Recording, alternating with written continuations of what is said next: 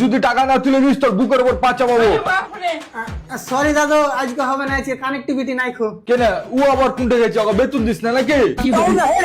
আরে দাদু, ওপর থেকে আসবে কানেক্টিভিটি। লে বাড়া, ও ওপর থেকে ছাদ ফেটে আসবে নাকি?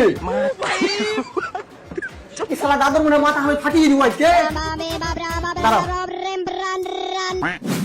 হ্যালো, হ্যাঁ বে, এটা বল, আর ব্যাংক অ্যাকাউন্টে টাকা কেন কাটছে বে? সে তো কাটবে। কেন? তোর বালের ব্যাংক অ্যাকাউন্টে মারা পিছনের 1 বছর থেকে ফাঁকা পড়ে আছে। তো ফাঁকা পড়ে আছে তো তোর কোনো জিনিস রাখতে পারিস নি বে? হবে শালা তোর কপালে কিল দিয়ে জ্বর করে দেবো। শালা ব্যাংক অ্যাকাউন্ট খুলেছিস না গোডাউন বে? আরে দাদা, মিনিমাম 10,000 টাকা ব্যাংক অ্যাকাউন্টে সব সময় রাখতে হবে। বাপ রে, 10,000 টাকা? ও তো আমি একবারই চোখে দেখিনি। তুই এক কাজ কর, 10,000 টাকা ওজনের কিছু জিনিস রেখে দিস।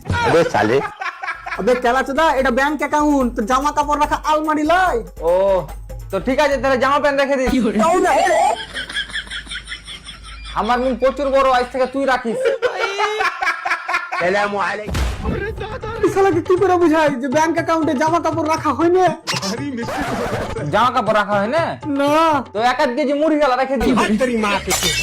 তাহলে তুই দে না রে ভাই, আমার টাকাটা তুলে।